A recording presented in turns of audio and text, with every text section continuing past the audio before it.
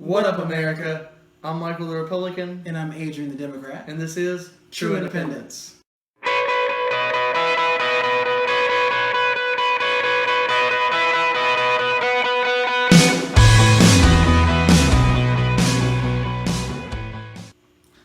So I think the first thing that we should talk about today is we need to give everyone a big thank you for watching our first show. And, we really appreciate it, guys. Right, everyone who came on and watched the show, all of our family and friends who supported us through this first little bit, it's really a big deal. We really appreciate it. And we've listened to all our suggestions, and hopefully things will change to make this thing better. Right. So first thing we're going to do is we're going to start doing shorter episodes, a couple more episodes a week, but we're going to make them a lot shorter, so it'll be a little different format. So I hope you enjoy it just as much as we enjoy making them. And let us know in the comments. Don't forget to like, share, and subscribe everything we do so we can create a bigger audience and get this thing really moving. Yeah. All right. So now that's over. So my buddy, Christie. Yeah. He decided to go to the beach. I heard. After he shut it down. Right.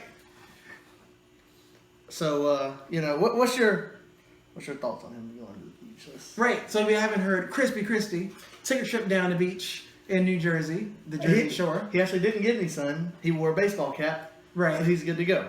Right. So the government was shut down, so he had nothing to do, so he thought, why not go to the beach? That's all that happened. The government was supposed to be shut down because they wouldn't come up with a budget. Right. Exactly the way that New Jersey law says it should be done. Right. He already had this beach trip planned according to him. Yes. And so he said, I was where I was supposed to be and who I said I was going to be with. And so here we are. Right. So some people are saying, well, the governor of a state in crisis, the government's not running.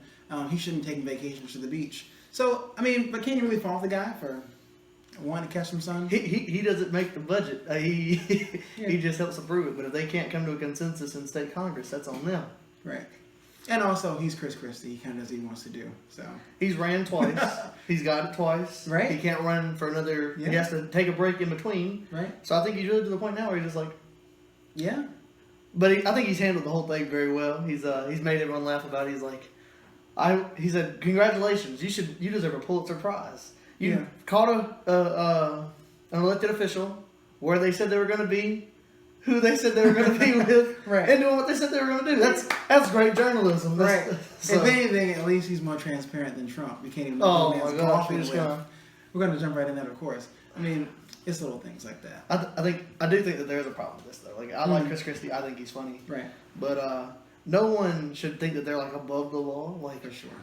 If you would have been on that beach, you would have been in trouble because the beach was closed down. Right. It wasn't technically safe for you to be there. Mm-hmm. And so I think that's where the big problem should be coming from. But I also don't think that our great news networks should be taking all day to cover the fact that this man went to the beach he said he was going to. I guess it's what pulls headlines. So I watched it. So exactly, they got us to watch. So what do you think about Christie? Should he? He's not crispy. He wore a hat. He's fine.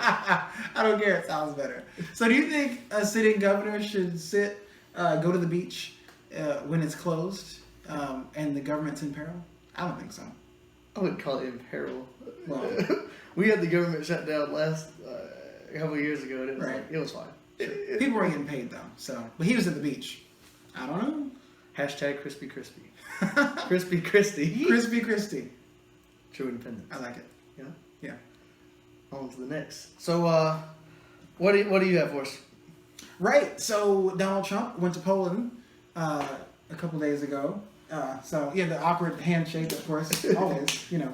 What was funny about this one was he went to go shake the first lady of Poland. He went to go shake her hand, and he straight up go to shake my hand. She straight up passes the man and goes to Melania Trump. So of course it's probably an accident, but it was hilarious. It was just the first ladies of their respective states. She just wanted to really get that connection going. I don't think exactly. Trump didn't get the message because when you're a celebrity, you can just shake whoever they want. Exactly. They just let you do whatever. But not in this case. The first lady had her own plans. And speaking of handshakes, he also met with Vladimir Putin, the president of Russia. And he also gave him a hearty handshake, much different than when our last president, Barack Obama, when he would go. Yeah, he was actually happy to see him. Right. So we're not gonna have to worry about jets buzzing over Washington on the president's birthday and stuff like that. Well, Russia's no friend of ours. Well, No, for sure. we could all. And Obama made that really clear in his face and in the way he dealt with Russia and meeting Putin. But Trump gave him a hearty handshake and a pat in the back. So that's interesting. How dare he be diplomatic? You're right. We should crucify him for that too. Well, there's certain lines. I mean, you can't just be shaking everybody's hand, being all nice to them. I mean, there's a certain decorum you have to have, and the American people feel a certain way. And I think he did. He went on to say that in his in the conversations about. He did bring up the election and. Supposedly he was a little tough on him. Like he was actually like telling him like, this is what we're thinking, this is what we're thinking, this is what we're seeing, this is what we're finding. And so I think he did put a little tough on him. He did at least mention the things. One thing, if you want to parse the man's words, he did say the American people care about the election and how you may have meddled. He did not say he did himself. So that's something to think about. Wow. Okay, I mean, sure. And you say, I mean, I believe he's a smart man. He's president, so I'm sure he uses his words pretty precisely. The American people care.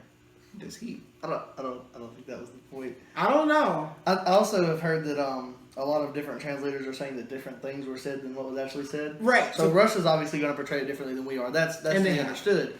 But like even the difference between news networks here in the U.S., like this translator said that this was said, right, whereas this translator is putting it in this light. And so I think that's really something that we should pay attention to. For sure. Is who's really telling the truth? How do we know who's saying what? How do we know who said what? Because if I say something to you and then you go and tell someone else, right, well, this is what Michael said, and it's not what I said, that's the problem.